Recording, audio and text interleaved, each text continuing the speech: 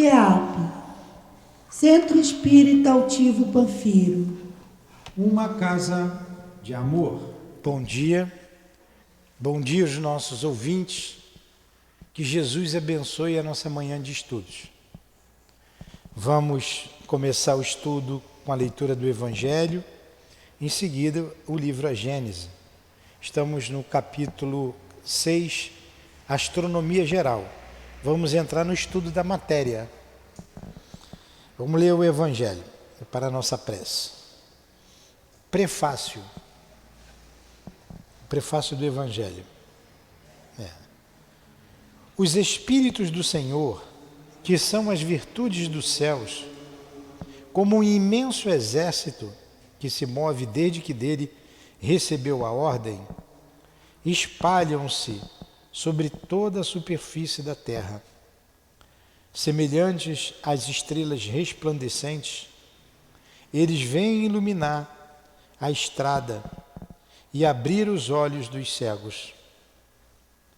Eu vos digo em verdade, são chegados os tempos em que todas as coisas devem ser restabelecidas no seu verdadeiro sentido, para dissipar as trevas, envergonhar os orgulhosos e glorificar os justos. As grandes vozes do céu ressoam como o som do clarim, e os coros dos anjos se reúnem. Homens, nós vos convidamos para o divino concerto, que vossas mãos peguem a lira, que vossas vozes se unam e que, em um hino sagrado, elas propaguem e vibrem em toda a extensão do universo. Homens, irmãos que nós amamos, estamos próximos de vós. Amai-vos também uns aos outros e dizei do fundo do vosso coração, fazendo as vontades do Pai que está nos céus: Senhor, Senhor, e podereis entrar no reino dos céus. O Espírito de verdade.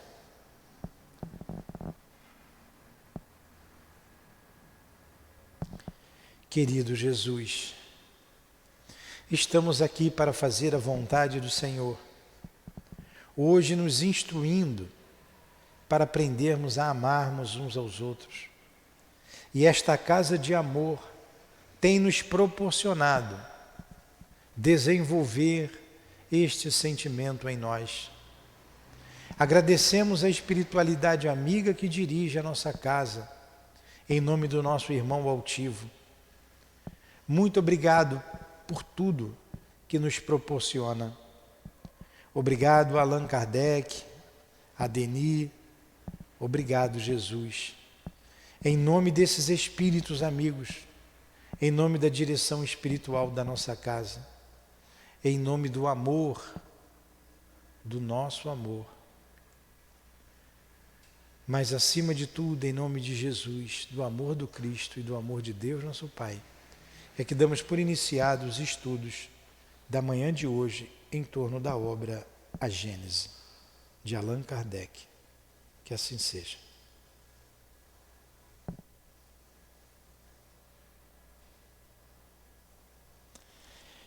Vamos lá. A gente vem estudando aqui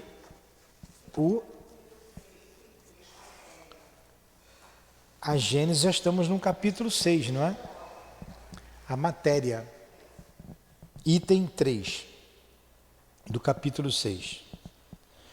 À primeira vista, nada parece tão profundamente diversificado, tão essencialmente distinto, quanto as inúmeras substâncias de que é composto o nosso mundo. Entre os objetos que a arte ou a natureza fazem diariamente passar sob os nossos olhares, existirão dois que apresentem uma identidade perfeita ou apenas uma igualdade de composição? Quanta dessemelhança sob o ponto de vista da rigidez, da compressibilidade, do peso e das propriedades múltiplas dos corpos, entre os gases atmosféricos e o filete de ouro entre a molécula de água da nuvem e o mineral que forma o arcabouço do planeta, que diversidade entre o tecido químico das variadas plantas que decoram o reino vegetal e dos representantes, não menos numerosos, da animalidade sobre a terra. Entretanto, podemos estabelecer como princípio absoluto que todas as substâncias conhecidas e desconhecidas, por mais diferentes que pareçam, seja pela sua constituição íntima, seja pelo modo como integram reciprocamente, na verdade, são as diferentes formas sob as quais a matéria se apresenta. São as variedades em que ela se transformou sob a direção das inúmeras forças que a governam. Poxa, que capacidade de síntese, né, do nosso Kardec. Então o que ele está dizendo aqui? A gente está estudando sobre a matéria. Não existe um corpo igual ao outro. Eu boto esse papel, tem a mesa, tem um lápis, tem o meu óculos, tem isso daqui, tudo aqui é matéria. Pesos diferentes, formas diferentes, composição química diferente. Nada é igual, não tem dois objetos que a gente possa dizer um é igual ao outro. Agora, tudo isso ele concluiu, origina-se da mesma matéria.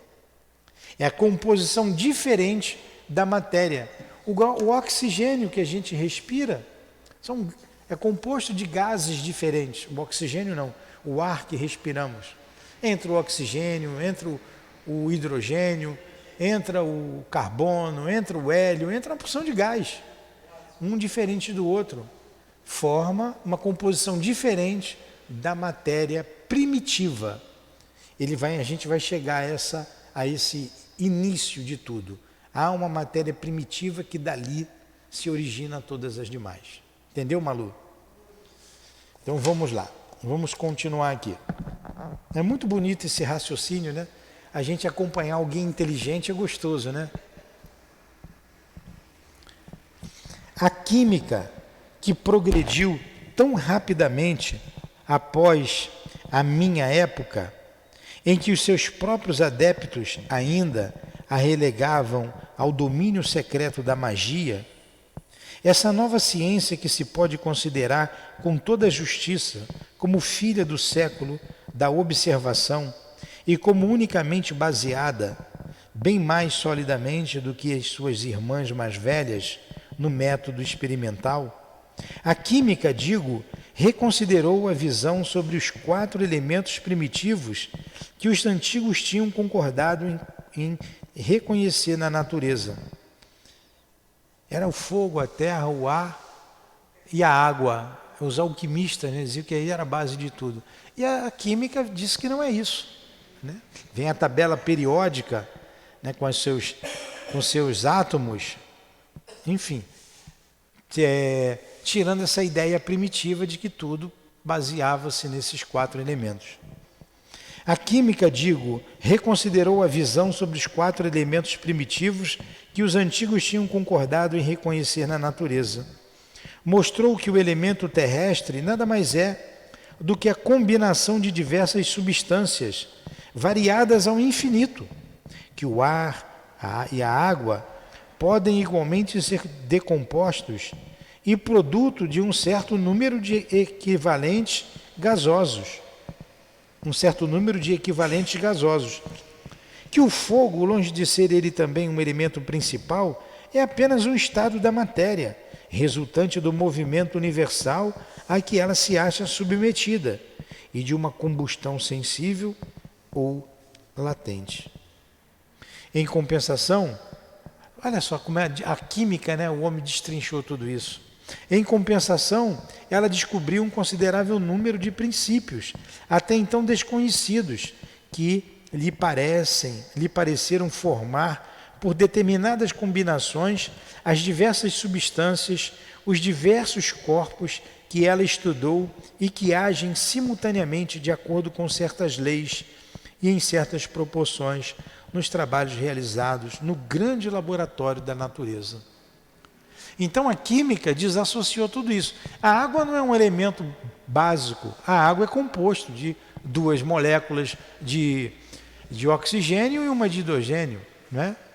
H2, duas de hidrogênio e uma de oxigênio. Então não é a formação de outros elementos. Não é um elemento básico, assim como o fogo também não, né? Nem a terra, nem o ar. A esses princípios, a química denominou corpos simples, indicando assim que ela os considera como primitivos e indecomponíveis, e que nenhuma operação até então poderia reduzi-los a partes relativamente mais simples do que eles próprios. Aí vai vir aqui uma nota do que a gente vai ler. Então, nessa época, a menor partícula da matéria era o átomo. Eu mesmo aprendi isso na escola. Então, o Kardec está trazendo essa teoria, que já era um grande avanço, porque eles tinham de conhecimento, que tudo era formado de átomos. E a menor partícula da matéria seria o átomo. Hoje a gente sabe que o átomo é divisível. Na época era indivisível para a ciência. Hoje já se divide. Vamos ver a observação aqui dessa divisão? Aí tem a nota aqui do tradutor, né? Os principais corpos simples são, entre os não metálicos, o oxigênio, o hidrogênio, o azoto, o cloro, o carbono, o fósforo, o enxofre e o iodo. Entre os metálicos, o ouro, a prata, a platina, o mercúrio, o chumbo, o estanho, o zinco, o ferro, o cobre, arsênico, sódio, potássio, cálcio, alumínio, etc. Tá? Esses são os principais corpos simples que tinha.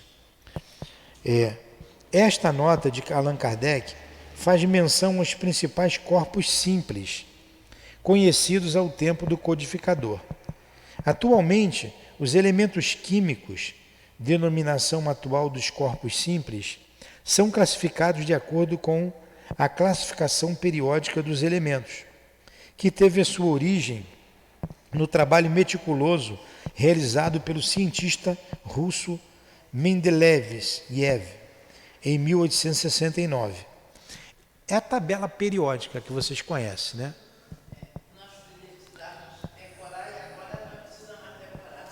Agora consulta, né? A química cataloga atualmente 105 elementos, dos quais 92 são encontrados na natureza, e os demais, chamados de transurânicos, porque são mais pesados do que o elemento urânio, foram sintetizados em laboratório. A classificação distribui os elementos de acordo com as suas propriedades, agrupando os metais, os não metais, os semimetais e os gases nobres. O elemento químico hidrogênio, por suas características especiais, é classificado à parte. Hoje em dia, também sabemos que os elementos químicos são decomponíveis em dezenas de subpartículas, sendo que a mais importante são o próton, o nêutron e o elétron. Essa é a nota do revisor. Então a gente sabe que eles vêm decompondo o átomo em elementos cada vez mais simples. E a ciência, ela vai chegar a esse elemento primitivo, que os espíritos falam, que é o fluido cósmico universal. Ali é a origem de tudo. Ali está a origem de tudo. Entenderam? Entendeu? Qual a sua dúvida? A gente está estudando aqui a Gênese, nós estamos no capítulo 6 e estamos na matéria, no item 3, falando da matéria. Esse capítulo é muito interessante. E vou para o item 6. Para o item 5. Tá? Tem como subtítulo a matéria, item 5. Porém, lá onde as apreciações do homem se detêm, mesmo ajudado pelos seus sentidos artificiais mais sensíveis, a obra da natureza prossegue. Lá onde o homem comum confunde a aparência com a realidade, lá onde o prático levanta o véu e distingue o começo das coisas, o olhar daquele que pôde perceber o modo de agir da natureza, apenas vê, sob os materiais que constituem o mundo, a matéria cósmica primitiva, simples e una, diversificada em certas regiões à época de seu aparecimento, partilhada em corpos solidários durante sua vida e desmembrados um dia no receptáculo da imensidão pela sua decomposição. Ficou bem claro? Está difícil isso? Não, né? Número 6. Existem questões que nós mesmos, espíritos, amantes da ciência, não saberíamos aprofundar e sobre as quais só poderíamos emitir opiniões pessoais, mais ou menos conjecturais. Olha a humildade de novo de Kardec, né? Tem coisas que eu não sei, que a gente não sabe, gostamos da ciência, né? Temos opiniões pessoais. Sobre essas questões eu me calarei, ou justificarei minha maneira de ver. Olha só, ele se calou em colocar a opinião dele, para não conspurcar o que os espíritos trazem.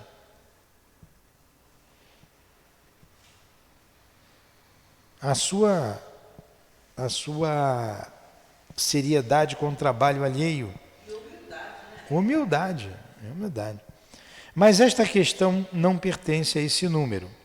Portanto, aqueles que fossem tentados a ver nas minhas palavras apenas uma teoria ousada, direi: se for possível, abrangei com um olhar investigador a multiplicidade das manifestações da natureza e reconhecereis que, se não se admitir a unidade da matéria, será impossível explicar, não direi apenas os sóis e os mundos, mas sem ir tão longe, a germinação de uma semente sob a terra ou a reprodução de um inseto. Se não se admitir a origem, uma origem única da matéria, não se explica nada. Por isso a ciência está correndo atrás disso até hoje. Número 7. Se observarmos uma tal diversidade na matéria, é porque, existindo um número ilimitado de forças que presidiram as suas transformações e de condições em que essas transformações se produziram, as combinações da matéria não podiam ser senão ilimitadas. Logo, que a substância que examina pertença aos fluidos propriamente ditos, isto é, aos corpos imponderáveis, ou que se apresentem com as características e propriedades comuns da matéria, só existe em todo o universo uma única substância primitiva, o cosmo, ou a matéria cósmica dos astrônomos. Então, ele está dizendo, porque ele já sabia, que a matéria deriva de um único ponto, que é a sua natureza, a seu estado mais puro, que ele chamou aqui de fluido cósmico universal, ou a matéria cósmica. Ou ele disse assim, ou a matéria cósmica dos astrônomos. Aí a gente deu o nome de FCU, fluido cósmico universal. Essa é a origem de toda a matéria que a gente tem aqui na Terra, do vidro, que já é uma outra composição química de tudo que a gente tem, do ar, da água. Perguntas? Não? As leis e as forças. As leis e as forças. Número 8.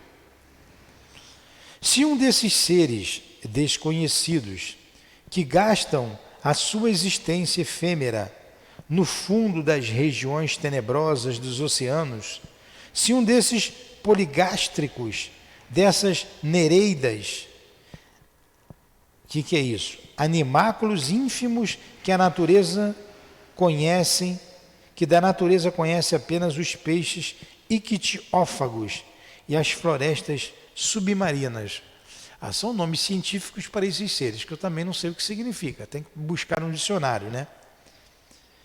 Mas são seres, que ele está dizendo aqui, ínfimos, animáculos ínfimos, pequeninos, né? Que existem nos oceanos.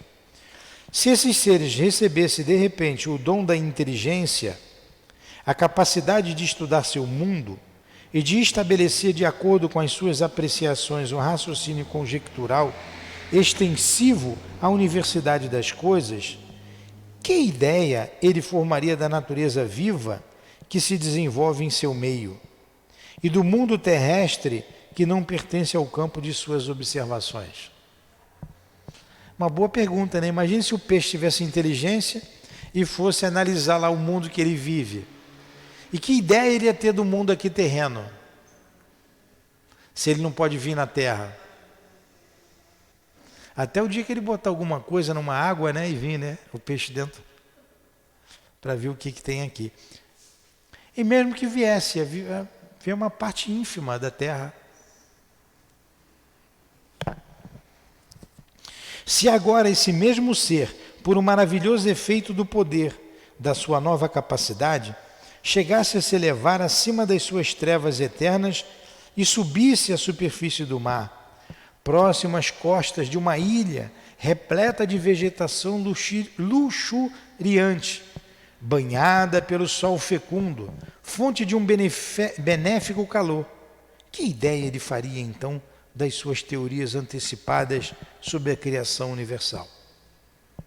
Teorias que ele logo abandonaria, substituindo-as por uma apreciação mais abrangente, mas relativamente ainda tão incompleta quanto a primeira. Esta, ó homens, é a imagem da vossa ciência inteiramente especulativa. Olha aí o que ele comparou. Ele comparou o homem ao peixe lá da água, o ser lá do fundo dos oceanos, que subisse por acaso à superfície e visse ali uma montanha com uma floresta. O que queria dizer? Como é que ele ia definir aquilo? Assim somos nós. Kardec é danado, né? Assim somos nós.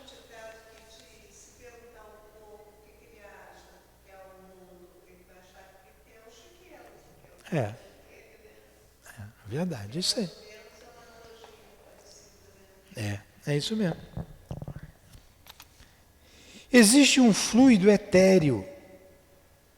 Não, é número 9. Então, logo venho tratar aqui da questão das leis e das forças que regem o universo.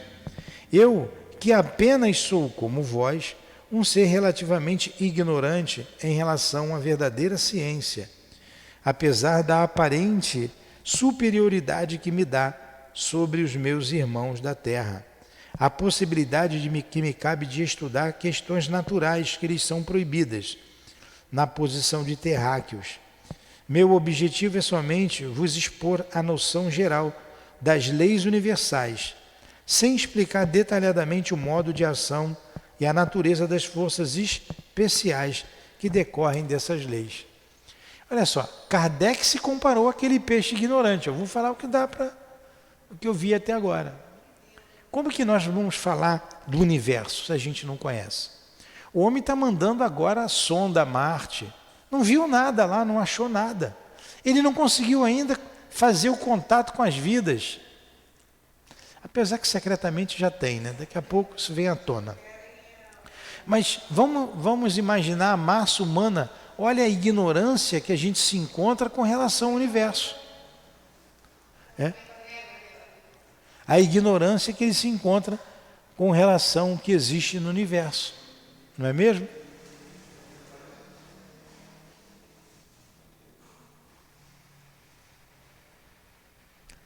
Vamos continuar? Tudo distrai, né? Qualquer coisa distrai a gente. Vamos lá. Existe um fluido, aí Kardec vai falar um pouco que ele já conhece. Existe um fluido etéreo que preenche o espaço e penetra todos os corpos. Esse fluido é o éter, ou matéria cósmica primitiva, geradora do mundo e dos seres. Leon Denis diz que a gente está mergulhado nesse fluido. Esse fluido é o hálito divino. A ele são inerentes as forças que presidiram as transformações da matéria, as leis imutáveis e necessárias que regem o mundo. Essas forças múltiplas e indefinidamente variadas segundo as combinações da matéria localizadas segundo as massas diversificadas em seus modos de ação, segundo as circunstâncias e os meios, são conhecidas na Terra pelos nomes de gravidade, coesão, afinidade, atração, magnetismo e eletricidade ativa.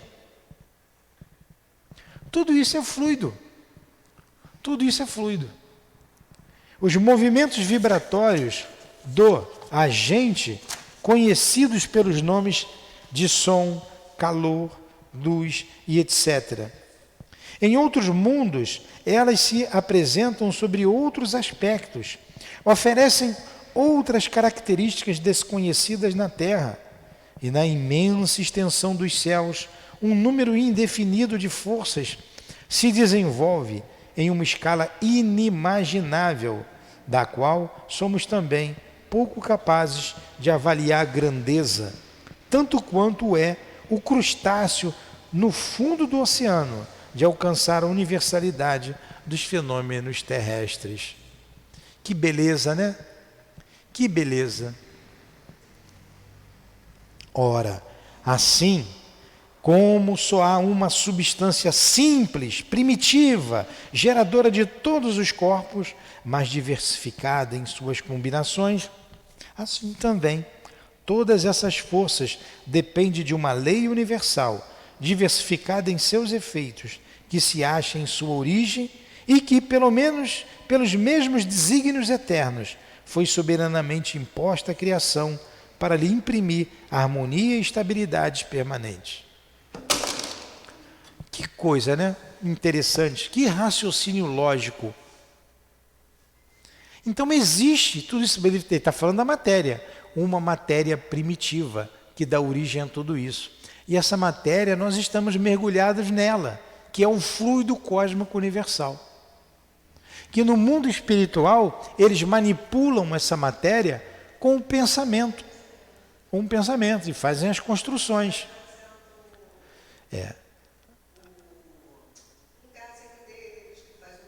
Todo o mundo espiritual é construído em cima dessa matéria através do pensamento dos espíritos. Alguma pergunta?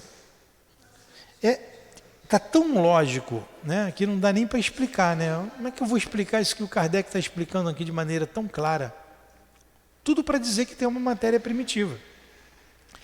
E que ela tem leis estáveis e permanentes. Estáveis e permanentes. Número 11. A natureza jamais se opõe a si mesma. O brasão do universo só tem uma divisa: unidade, variedade. Aí ele vai colocar ali uma observação sobre a unidade e variedade. Depois a gente lê. Na escala dos mundos encontra-se a unidade de harmonia e de criação, ao mesmo tempo que uma variedade infinita nesse imenso canteiro de estrelas.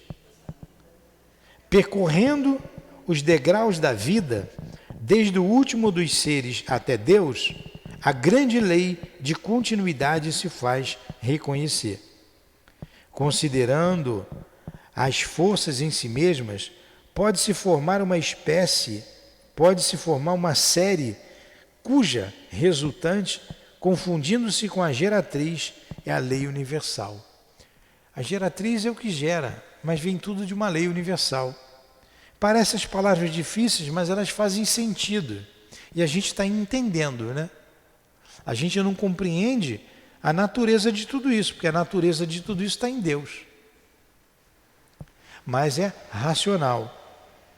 E a humildade de Allan Kardec, né? Então nós não sabemos nada. Aí eu fico admirado, eu já fiz o curso, eu já sei.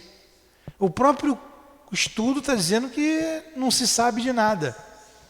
É um conhecimento acanhado, que é dado para o nosso grau evolutivo.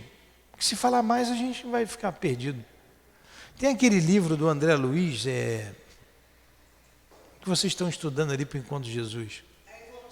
Evolução em 2 Mundos. Quando chegar nesse livro aqui, eu vou ter que pular, pô.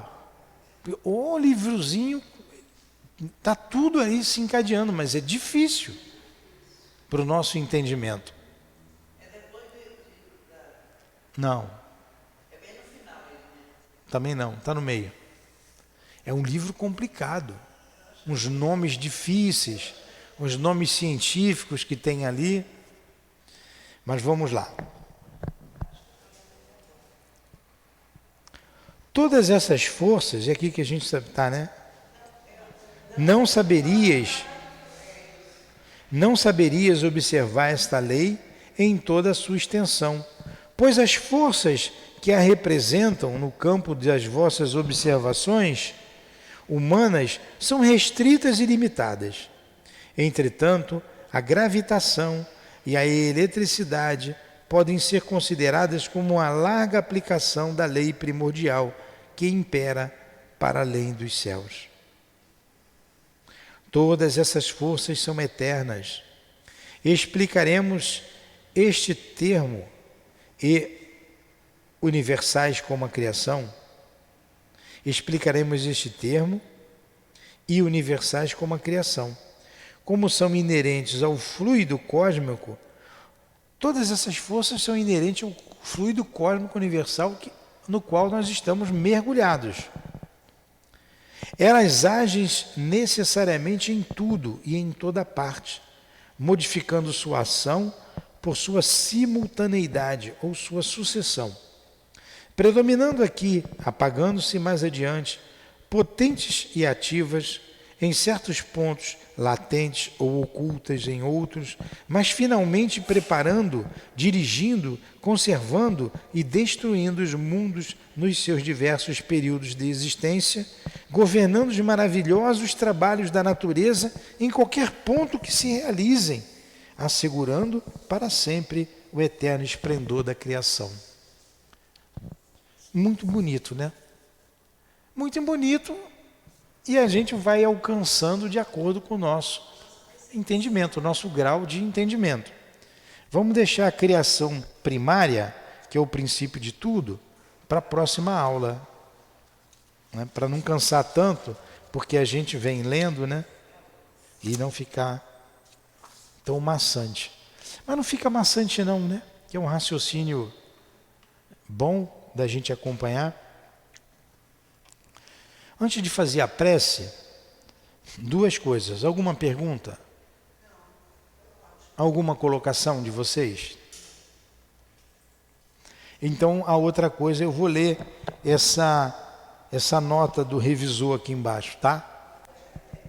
Ele diz aqui, ó: reportamos tudo ao que conhecemos e compreendemos, o que escapa à percepção dos nossos sentidos, tanto quanto um cego de nascença compreende os efeitos da luz e a utilidade dos olhos.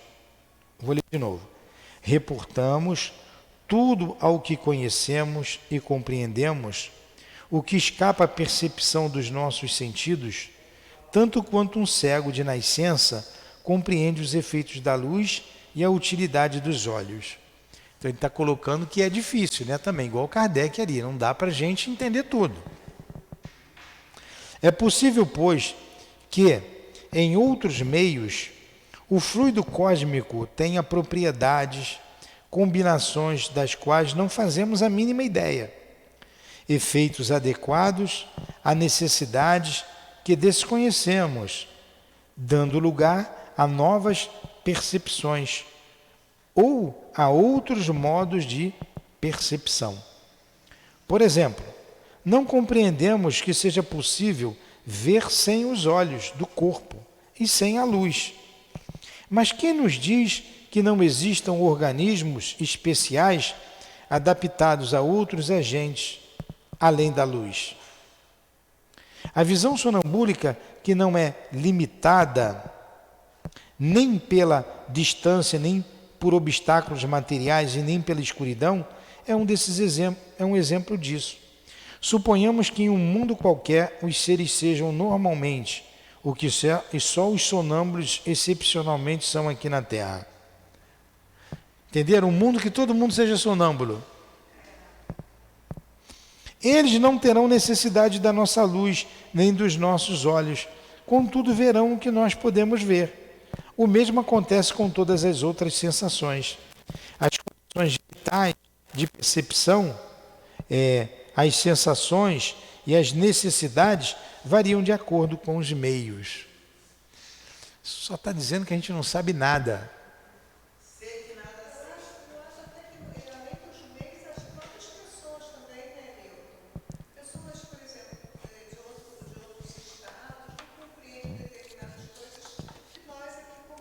Sem dúvida. Sem dúvida. Então tá aí. A gente vai fazer a nossa prece. Ele fala aqui depois de uma outra lei aqui, né, da lei universal. Vamos ver aqui. Esta lei universal citada pelo Espírito Galileu é um dos maiores objetivos das pesquisas atuais no campo da física teórica. Consiste na formulação de uma teoria única, a teoria do campo unificado, que explique o macrocosmo, que é o universo, e o microcosmo, os átomos e as partículas subatômicas, que hoje são explicados separadamente pela mecânica relativista e pela física quântica, respectivamente. Como eu não sei o que é física quântica, eu não vou aqui adentrar aqui nessas especulações. Após anos de intensas pesquisas científicas, essa teoria se encontra no dia de hoje em uma fase bastante avançada e é conhecida nos meios acadêmicos como teoria dos superstrings, nota do revisor. Então, complicado, né? Complexo, aliás, complicado não, complexo todo esse estudo. Vamos fazer a nossa prece?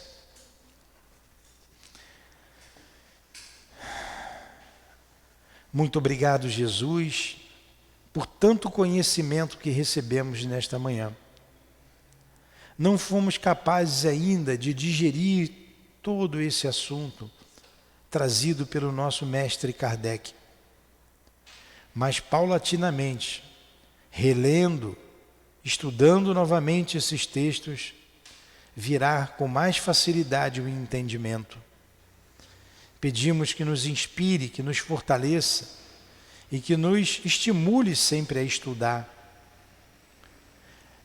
A ignorância é o que causa e é a causa de todos os males da humanidade.